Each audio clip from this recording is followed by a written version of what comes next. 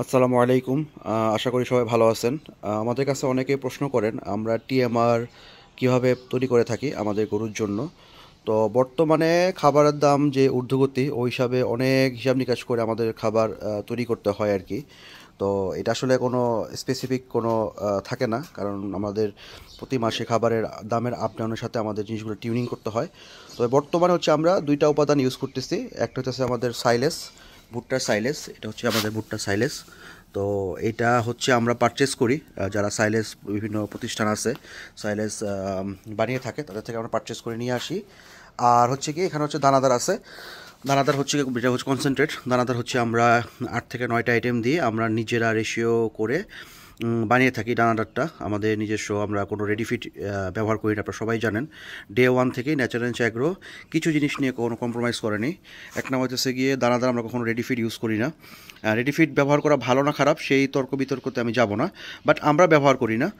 আর অনেকে তো বর্তমানে ব্রয়লার ফিডও ইউজ করে, ওইটা তো আরও মানে দূরের প্রশ্ন। এটা তো টোটালি হচ্ছে কি আনইথিক্যাল কাজ। এই কারণে কিন্তু আজকে বর্তমানে এত সমস্যা হচ্ছে বিভিন্ন। তো আমরা যেটা চেষ্টা করতেছি বেস্ট কোয়ালিটির খাবার মানে দিয়ে আমাদের গরুগুলাকে তৈরি করার জন্য, যাতে যাতে আমরা এই জন্য হচ্ছে কিন্তু আমরা 100% কনফিডেন্ট থাকি আমাদের কোয়ালিটি নিয়ে, আমাদের গরুর কোয়ালিটি নিয়ে এবং গরুর মাংসের কোয়ালিটি নিয়ে। সো আমাদের দানাদারে নর্মালি হচ্ছে 8 থেকে 9টা আইটেম থাকে। তো দানাদার বানানোর জন্য আপনাদের যে জিনিসটা মাথায় রাখতে হবে সেটা হইতেছে গিয়ে 3 থেকে 4টা জিনিসের ব্যালেন্স করতে হবে। একটা হচ্ছে গিয়ে কার্বোহাইড্রেট। কার্বোহাইড্রেট পার্সেন্টেজটা কীভাবে যাচ্ছে, কত পার্সেন্ট যাচ্ছে। এরপর ওই খাবারটাতে প্রোটিন পার্সেন্টেজ থাকতে হবে, প্রোটিন থাকতে হবে। দেন হচ্ছে ফাইবার জাতীয় থাকতে হবে, যেটা কার্বোহাইড্রেট বলতে অনেকে বলতে কোশ্চেন করতে পারে কার্বোহাইড্রেট কী আসলে। কার্বোহাইড্রেট ধরুন যে ভুট্টা, ভুট্টা ভাঙা, গম ভাঙা, ধান ভাঙা, এগুলো হচ্ছে কার্বোহাইড্রেট ক্যাটাগরিতে পড়ে। তো আমরা এর মধ্যে আমরা ভুট্টা ভাঙাটা ইউজ করি। তো এখানে আরেকটা জিনিস আমি বলে রাখি, ভুট্টা ভাঙা নর্মালি হচ্ছে আমরা 18%-এর বেশি ইউজ করি না। 18 বা 20%, বেশি হলে 20%।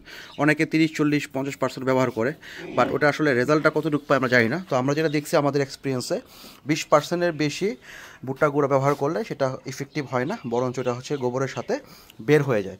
তো আমরা বর্তমানে হচ্ছে কি 18%-এর মধ্যে ব্যবহার করতেছি আর কি ভুট্টা গুঁড়া। এরপর যারা মানে অভিজ্ঞ তারা আরও ভালো বলতে পারবে। তারপর এখানে হচ্ছে গিয়ে কিছু কুড়া ইউজ করা হইতেছে ব্যালেন্স করার জন্য, কস্টিংটাকে ব্যালেন্স করার জন্য। যদিও কুড়ার প্রোটিন পার্সেন্টেজ খুবই খুবই লেস, মাত্র 1% থাকে।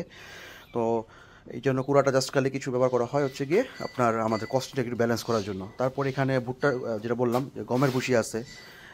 তারপরে আমরা মুসুরি ভুসি ব্যবহার করি, সয়া মিল যেটা প্রোটিন হিসাবে, সয়া মিল, সরিষার র্যাপসিড ড্রপ, ডিওআরবি বলে অনেকে, ডিওআরবি ব্যবহার করে থাকি। আর কিছু ভিটামিন মিনারেলস, ডিসিপি, তারপর হচ্ছে গিয়ে লাইমস্টোন, এগুলো হচ্ছে দিয়ে হচ্ছে আমরা দানাদারটা নর্মালি বানিয়ে থাকি। তারপরে হচ্ছে গিয়ে যার যার রেশিও অনুযায়ী নর্মালি হইতেছে এটার একটা রেশিও থাকে, এটার সাথে আপনার বডি ওয়েট একটা ব্যাপার থাকে। অনেক হয়তো বা এই জিনিসগুলো অনেকে জানেন না বা আমাদের জিজ্ঞেস করেন, আসলে এভাবে বলাটা ডিফিকাল্ট যে একটা গরু সে কতটুকু খাবে, বা কী হবে তার। তার মধ্যে আমি একটু দেখাই আমার দানাদার কোয়ালিটি, একটু দেখাই আপনাদেরকে। এই যে দেখেন দানাদারটা, এটা হচ্ছে খুবই একটা প্রিমিয়াম করে দানাদার। তো আমাদের হিসাবে এটাতে 17 থেকে 18% প্রোটিন আছে বর্তমানে, কম বেশি হতে পারে, যেহেতু আমরা কোনো মানে মানে ল্যাব টেস্ট করি নাই। তো ট্রেডিশনাল যে হিসাব নিকাশ ওই অনুযায়ী আমরা দেখছি এখানে আমাদের 17 থেকে 18% প্রোটিন পার্সেন্টেজ আছে আর কি। আর আপনারা সবাই জানেন দানাদারের ড্রাই ম্যাটার পার্সেন্টেজ থাকে 90%। ড্রাই ম্যাটার জিনিস হচ্ছে গিয়ে একটা জিনিসের মধ্যে তার পানির পরিমাণ কতটুকু আর কনসেন্ট্রেশনের পরিমাণ কতটুকু। আর সাইলেজের মধ্যে যেটা থাকে সেটা হচ্ছে গিয়ে নর্মালি বাজারে যারা সাইলেজ বিক্রি করে তারা তো বলে 30 থেকে 40%, বাট এটা যে কেউ ওইভাবে ল্যাব টেস্ট করে দেয় না। বাট আমরা ধরে নেই যে ঠিক আছে, যদি ভালো কোয়ালিটির সাইলেজ হয় বাজার থেকে আমরা সবসময় নিচ্ছি, এবং যদি এটা ওয়েল ফার্মেন্টেড হয়ে থাকে তো সেই ক্ষেত্রে 30 থেকে 35% পাওয়া যায় আর কি। তো তারপরে এটাতে আমরা যেটা করি, এটা একটা নির্দিষ্ট ব্যালেন্স আছে যে কত পার্সেন্ট কনসেন্ট্রেট মানে দানাদার যাবে এবং কত পার্সেন্ট রাফেস যাবে, এবং সাইলেজের রাফেসের হিসাবে রাফেস কত যাবে ওই অনুযায়ী হচ্ছে আমরা এটা রেশিও হিসাব করে আমরা গরুর একটা বডি ওয়েট করি। গরুর বর্তমান কত বডি ওয়েট আছে ওই বডি ওয়েট ড্রাই ম্যাটারে আমরা হচ্ছে গিয়ে গরুর সাইজ আছে। সো নর্মাল ড্রাই ম্যাটার 2.5 থেকে 3.5 4% পর্যন্ত যাওয়া যায়। যেমন যখন গরুর বয়স কম থাকে তখন 3.5 ড্রাই ম্যাটার হিসাব করি আমরা। আর বড় গরু হয়ে গেলে যেগুলো হচ্ছে 600 কেজি প্লাস হয়ে গেছে বা 550 কেজি উপরে হয়ে গেছে তখন সেক্ষেত্রে 2.5% ড্রাই ম্যাটার হিসাব করলেই হয়ে যায়। তো ড্রাই ম্যাটার এগুলো নিয়ে হয়তো বা আমরা ফিউচারে স্টেপ বাই স্টেপ আসবো। অনেকে আমাদের কাছে বলে থাকেন যে ভাই আপনারা ট্রেনিং নেন বা আমাদেরকে জানান। সত্য কথা বলতে কি আমরা আসলে ওই ইয়েতে বিশ্বাসী, আমরা কিছু ইথিক্সে আমরা বিশ্বাসী। সেটা হইতেছে আমরা যেই জিনিসটাতে ফুললি 100% স্যাটিসফাই না হই এবং সাকসেস না হয়, তখন ওই ক্ষেত্রে আমরা আরেকজনকে নলেজ দিতে পছন্দ করি না। বরঞ্চ ইভেন দো আমরাই এখন বিভিন্ন সময় আমাদের নলেজ মানে ঝালাই করার জন্য এখনও ট্রেনিং করি। এখনও অনেক যারা মানে এগুলো নিয়ে কাজ করে, যারা এই লাইনে ফেটারিং লাইনে বা গরু লালন পালন মোটা তাজাকরণ লাইনে যারা এক্সপার্ট আছে, তাদের থেকে আমি আমার সলা পরামর্শ নিই।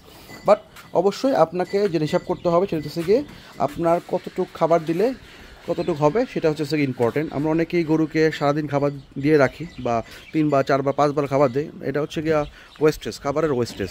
একটা গরুর জন্য তার বডি ওয়েটের যতটুকু খাবার দেওয়া উচিত ওটা হিসাব নিকাশ করেই খাবারটা দেওয়া উচিত। আদারওয়াইজ আপনি গরু খাবেই, গরু এমন একটা প্রাণী, ও খাবার দিলে ও খাবেই, কিন্তু সেই খাবারটা কিন্তু গোবর হিসাবে বের হয়ে যাবে। সো এই হচ্ছে গিয়ে হয়তো বা অনেক অগোছালো কথা বললাম। তো এটাও বানানো মেন উদ্দেশ্য হলো গিয়ে ন্যাচারাল এগ্রো আসলে কোয়ালিটির ব্যাপারে কোনো কম্প্রোমাইজ করি না আমরা। আমরা পুরো মানে বেস্ট খাবারটাই বানিয়ে থাকি, এবং এই জন্যই কিন্তু আমরা কনফিডেন্টলি বলতে পারি যে আমাদের মিট কোয়ালিটি অনেক ভালো ইনশাল্লাহ।